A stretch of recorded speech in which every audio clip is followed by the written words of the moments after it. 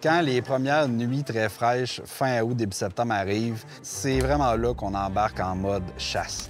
La première chasse, la chasse à l'orignal, donc on vient un peu fou avec tout ça. On regarde les vidéos, on regarde les techniques, on pratique nos calls. On rentre vraiment dans un mode chasse. La chasse à l'orignal, pour moi, c'est vraiment le défi. Le défi de déjouer une bête qui est drôlement plus habile que nous en forêt, malgré son poids imposant. Puis lorsqu'on réussit, c'est la fierté qui vient avec et les bons repas pour l'hiver.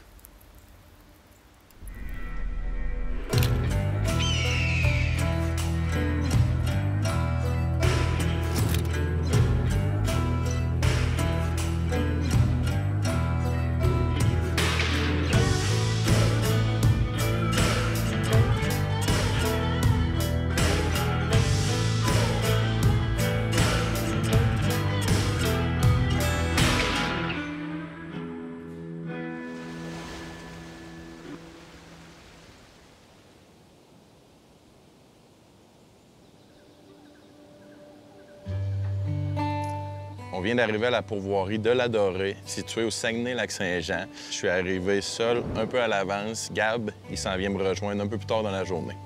Pour ce séjour-ci, on va chasser l'orignal. C'est une pourvoirie qui est à droit exclusif.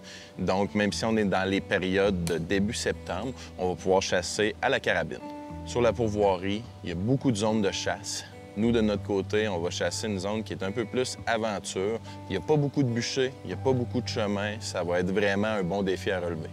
Au courant de notre séjour, on a la chance d'être logé en plein américain. Ça va faire qu'on va pouvoir vraiment se focusser sur notre but ultime, récolter un orignal. Je vais préparer tout mon équipement, puis la chasse commence dès demain matin.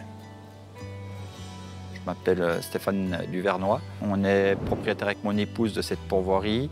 On est ouvert toute l'année. On a 19 chalets, un en 4 saisons pour la motoneige l'hiver.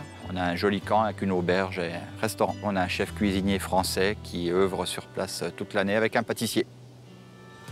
Alors on chasse toutes les espèces possibles et inimaginables. On chasse l'ours au printemps évidemment, donc on prélève à peu près une 50aine d'ours toutes les saisons. On a 70 baits. Après on attaque donc la saison de pêche. À l'automne on attaque l'orignal où on prend 22 groupes par an sur 8 zones en tout. Chaque zone de chasse est 30 km² environ, pour un territoire total de 245 km² d'eau exclusif. Donc on n'a pas une pression de chasse qui est très élevée. L'année dernière, on a prélevé 14 orignaux, 14 bucks. Et après, arrivé début octobre, on chasse l'oie au lac Saint-Jean, la bécasse au lac Saint-Jean et le petit gibier sur la pourvoirie. Voilà, on a tout un beau territoire, beaucoup de promesses pour l'avenir.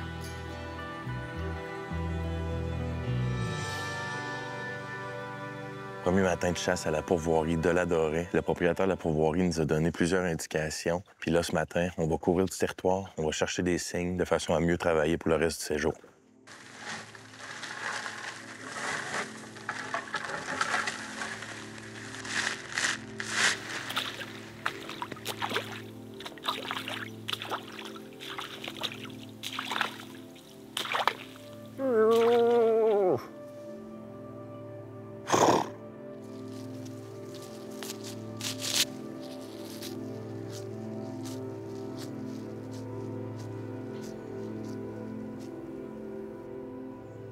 Pour ma première journée ici à Pourvoirie-la-Dorée, je prenais le temps de me lever un petit peu plus tard parce qu'on est arrivé très tard la veille.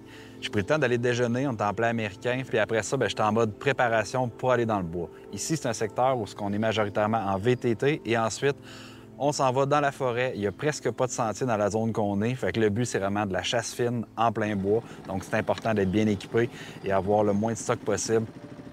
Patrick est dans le bois depuis très tôt ce matin. La chaleur s'est déjà installée quand même pas mal. Il va peut-être falloir aller un petit peu plus loin dans le bois pour trouver les orignaux, mais on est juste à notre première journée. Le but, c'est de prospecter, explorer, comprendre ce qui se passe sur le territoire. J'ai vraiment hâte de découvrir ça. C'est un départ, on est parti à la chasse.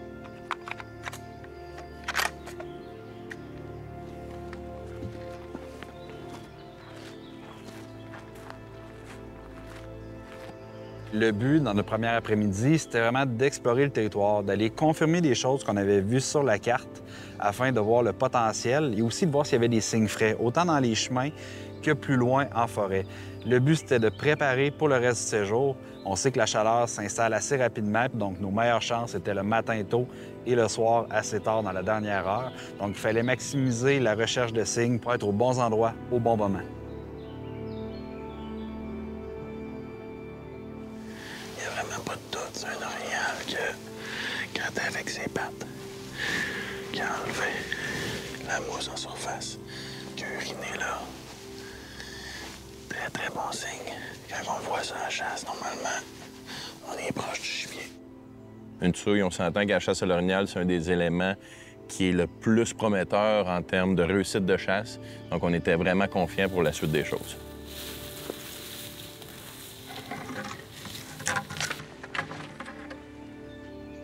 Oh.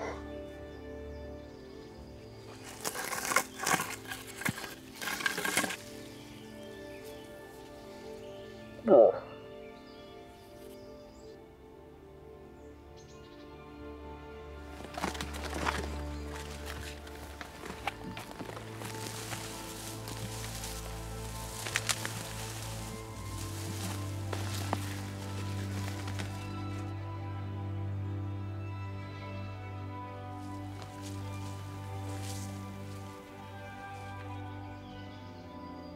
Donc là, on est venu se poster à bon vent pour analyser la zone.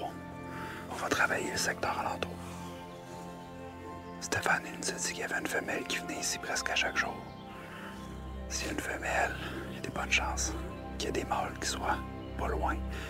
On n'est pas encore dans le temps du rude, mais ça s'approche.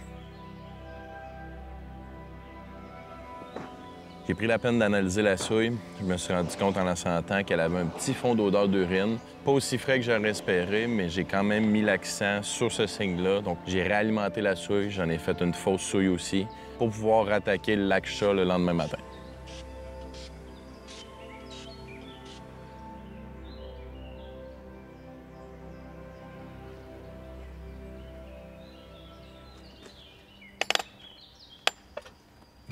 Chose qu'on n'est vraiment pas habitué en forfait de chasse à l'orignal, c'est d'être en plan américain. Ça donne une chance de ne pas avoir à préparer nos déjeuners, dîners et soupers.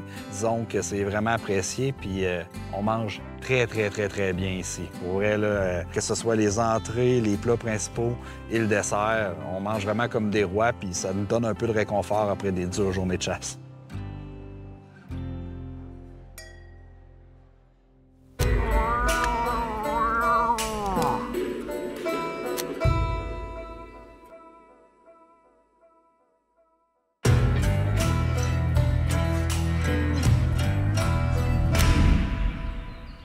À la pourvoirie, tous les chasseurs vont vraiment avoir des cartes détaillées de leur zone de chasse. Il y a plusieurs zones sur le territoire. Chacun des chasseurs n'ont pas le droit de voyager dans le secteur voisin, ce qui fait que tu n'es jamais dérangé. Puis chacun des secteurs ont leurs particularités. Il y en a que ça va être voyagement en véhicule. Il y en a qui vont avoir des bûchers, beaucoup de sentiers à marcher. Puis il y en a aussi, comme nous, qui aiment ça, se donner un peu plus la vie dure puis avoir un côté plus aventure. Nous, c'est uniquement en 4 roues, puis il n'y a pratiquement pas de sentier, donc c'est dans la forêt, puis on essaie de trouver l'orignal. Ça rajoute un beau petit défi de plus.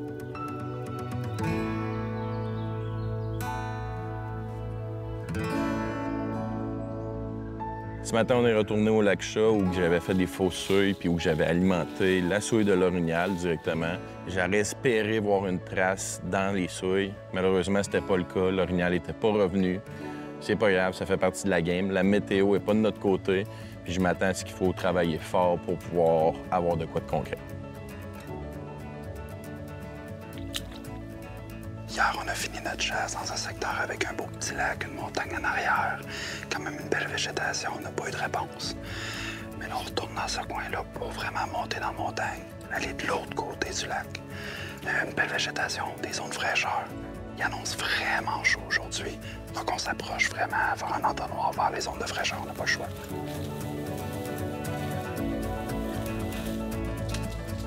Une fois rendu à l'endroit qu'on avait ciblé, on voit un arbre complètement cassé. C'était pas de la veille, c'était pas frais, mais ça faisait au maximum quelques jours. Il restait même encore quelques poils d'orignaux au travers dans les branches cassées. Clairement, c'était un mâle qui commençait à venir dans la période de rut, qui voulait faire sentir sa présence. Donc, c'était encourageant. On espérait voir des signes comme ça de plus en plus qu'on avançait sur le territoire. Mais malheureusement, on n'a pas été capable de retrouver d'autres arbres du genre ou d'autres signes aussi frais. Question de maximiser notre temps, on mange dans le bois. On vient pas au chalet jamais. On fait quelques siestes des fois dans la mousse juste pour se reposer un peu parce que les nuits sont assez courtes puis on dépense beaucoup d'énergie. Mais on veut vraiment maximiser notre temps. On s'entend que les meilleures heures de chasse sont souvent le matin puis le soir, mais il faut vraiment pas négliger la période de milieu de journée. C'est certain qu'avec les chaleurs comme on a là, les orignaux sortiront pas dans le chemin, c'est certain. Par contre, ils vont être souvent en zone de repos puis à des endroits où ils vont être plus fixes que si on réussit à cibler sur la carte puis de se rendre au bon moment, ça peut vraiment porter fruit.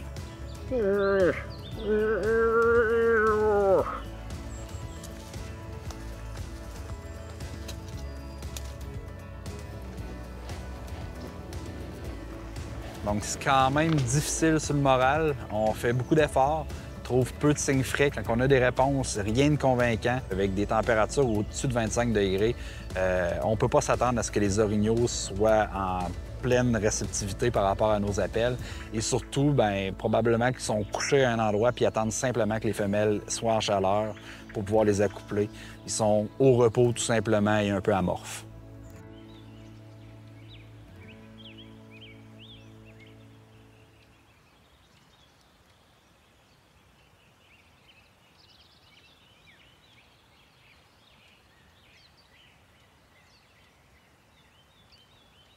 On a deux belles montagnes avec une belle coulée de fraîcheur entre les deux, puis c'est là qu'on s'attaque aujourd'hui. Pour s'y rendre, c'était vraiment une belle place. On faisait pas de bruit en voyageant. C'était un beau fond de mousse, un fond humide, comme qu'on l'espérait. On met le paquet, gros scénario, joue dans l'eau, mange des feuilles, call de femelle, call de boc, renaclement. Le but était de varier les appels pour que l'orignal qui était dans le secteur y croie. On progressait tranquillement, c'était vraiment beau, on était vraiment confiants de notre scénario. Rendu au bout de la montagne, on a enfin la réponse qu'on attendait. C'était une réponse extrême. C'est quelque chose qu'on entend très rarement. C'est simplement l'orignal qui expulse de l'air vraiment fort par son nez. Ça sonne partout dans la forêt, puis ça nous a pris par surprise, pas à peu près.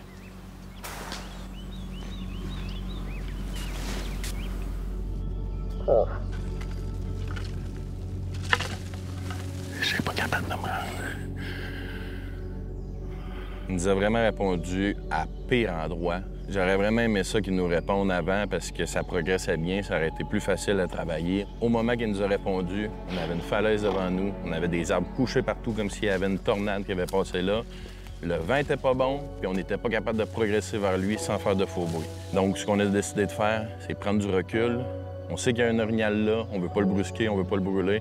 Il nous reste du temps, donc on prend du recul puis on travaille ça intelligemment.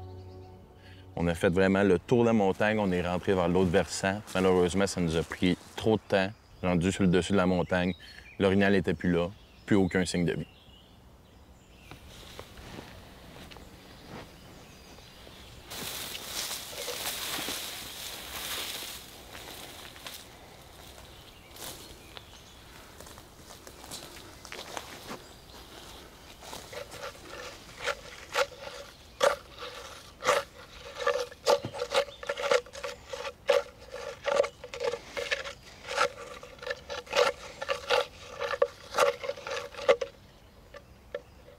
Oh.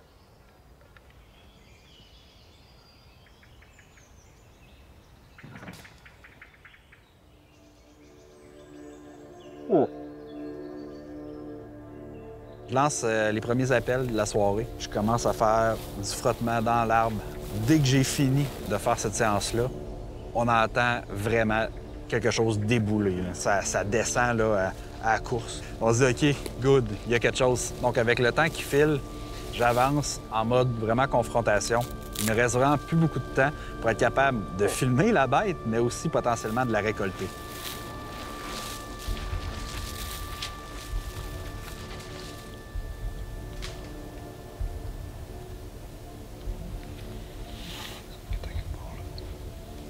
On On entend un petit peu, là, on entend descendre, marcher, très subtil. Là. On entend aussi qu'il progresse un peu vers la droite. Il semble, en fait, essayer de prendre son vent pour nous sentir. Ce qui est quand même très typique des orignaux. Souvent, avant de se montrer, ils veulent être capables d'avoir une reconnaissance olfactive de à qui ils ont affaire.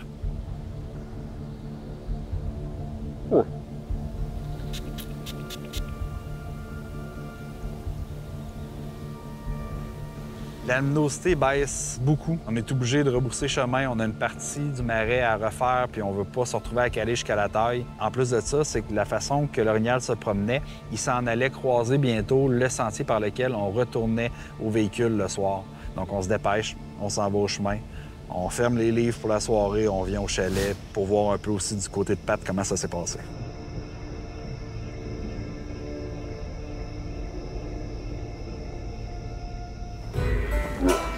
Ça va changer son verre pour le contourner.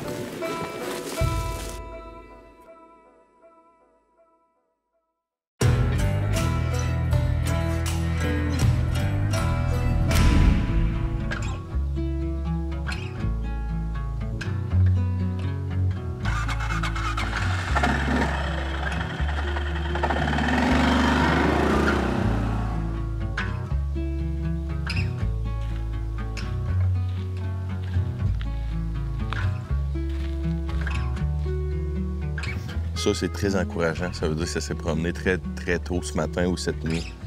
Ces pistes-là n'étaient pas là hier. On a une femelle et un veau qui ont parcouru quand même un bon moment dans le chemin. Les orignales bougent un peu. C'est bon signe. Avec l'action qu'on a eue hier, moi et Patrick, on a décidé de retourner au même endroit où on a fini la soirée. Il y a des orignaux, on le sait, on a entendu. On n'a pas été capable de conclure hier, mais on a préparé le terrain pour ce matin. Ce matin, on rentre, on espère qu'ils sont encore là. Il faudrait parce que c'est notre dernier matin.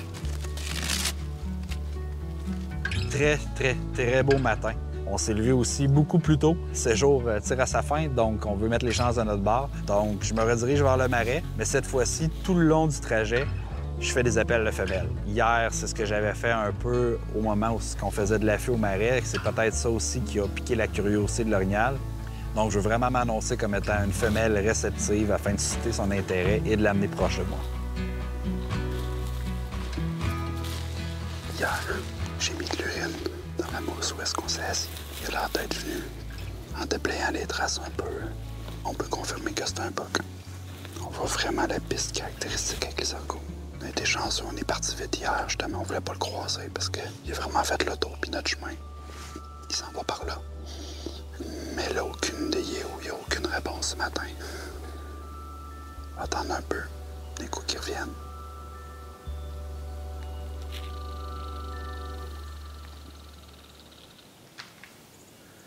Après un bon 45 minutes, on entend craquer dans le bois au loin, à peu près dans les mêmes endroits qu'on avait entendu la veille. Là, par contre, c'est embêtant parce qu'il n'y a pas de vent. Quel côté qu'il va aller? Est-ce qu'il va faire le même trajet que la veille? Je décide de rester sur place, de continuer avec le scénario de femelle et de voir s'il était pour progresser. Après pratiquement 20 minutes d'attente, on attend le même genre de craquement qu'on avait entendu plus tôt. Le but, en fait, c'était de pouvoir le faire sortir dans le marais pour avoir un visuel dessus. Malheureusement, on s'est fait encore jouer un tour ce matin.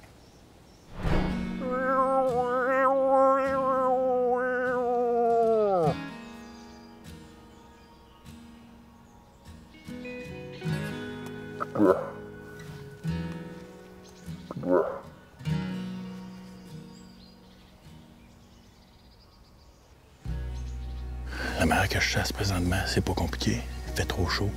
Je veux aller où c'est plus froid. Donc, dès que j'avance, dès que j'ai un ruisseau, dès que j'ai un étang, dès que j'ai quelque chose qui va être refroidissant, je vais m'y rapprocher le plus proche possible.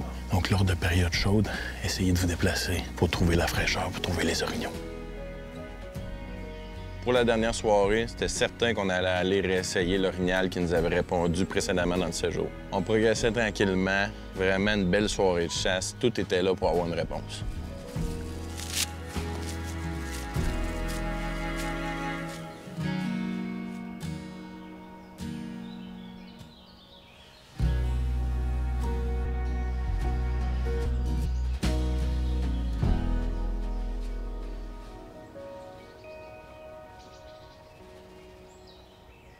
Au bout d'un certain moment, directement après un renarclement, j'entends un gros craquement au loin. C'est ce qu'on attendait. On savait que le buck était encore sur sa montagne.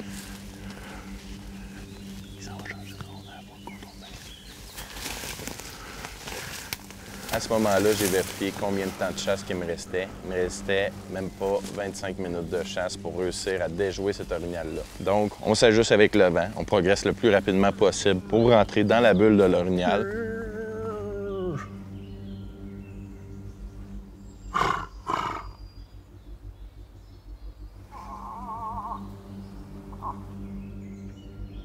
En progressant, on entend au loin une femelle qui retient son boc. C'était clair et net que l'orignal s'en venait vers nous et que la femelle tentait de le retenir.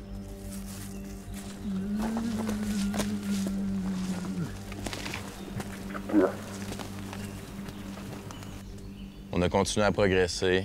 Il restait environ 5 minutes de chasse. Les espoirs commençaient à baisser en moi parce que c'est un des scénarios qui est les plus difficiles à convaincre. Et l'heure légale de chasse est arrivée. Malheureusement, c'était fini. On a pris la peine d'arrêter complètement de bouger puis d'écouter pendant qu'il fait noirceur totale. 1 minute de silence, on entend une femelle qui est sur le dessus de la montagne, vraiment des cals de femelle en estrus qui tente de retenir son boc. On avait la confirmation qu'on avait attiré son intérêt. Malheureusement, ça a fini sans visuel et sans récolte.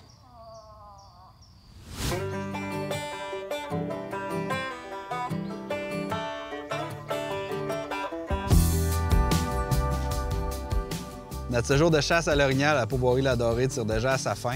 On le sait, la chasse en septembre, ça peut nous jouer des tours. Il y a des grosses variations de météo, puis cette année, on y a goûté clairement. On a parcouru pas loin de 60 km chacun, moi et Patrick, en forêt. Tout le long du séjour, on a vu des traces quand même assez fraîches, des excréments, des arbres qui ont été complètement explosés par des mâles orignales. Que ce soit aussi en fin de journée, il nous manquait parfois juste quelques minutes, voire peut-être 1 heure, afin de peut-être être capable d'avoir un visuel sur la bête. Malgré tout, on a découvert une pourvoirie qui avait énormément à offrir. De notre côté, on a pu vivre l'expérience en plan américain. On a pu avoir des repas incroyables qui nous faisaient, entre autres, bien dormir le soir, mais aussi mettre un baume sur nos efforts qu'on a mis pour notre chasse.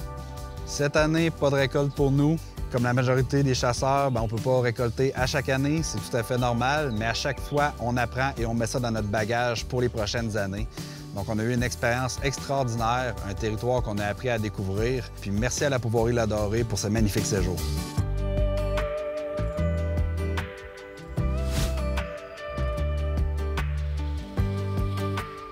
Ouais. Fait qu'avec le séjour qu'on a eu, Pat, on a bu en masse d'eau. Il a fait chaud, pas à peu près. Épouvantable. Mais ça te tente-tu de changer un peu de liquide? Oui, oui. On célèbre ça pareil. Beau séjour. On célèbre quoi, notre randonnée en forêt? Ben oui, let's go! Santé. On aura tout donné. Yes.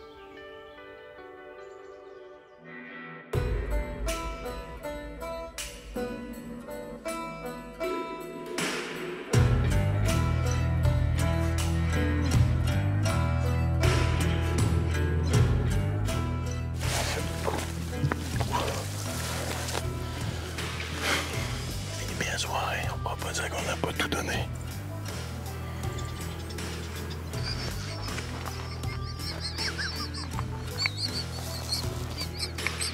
T'es prêt à chasser, alors que quand t'es au chalet,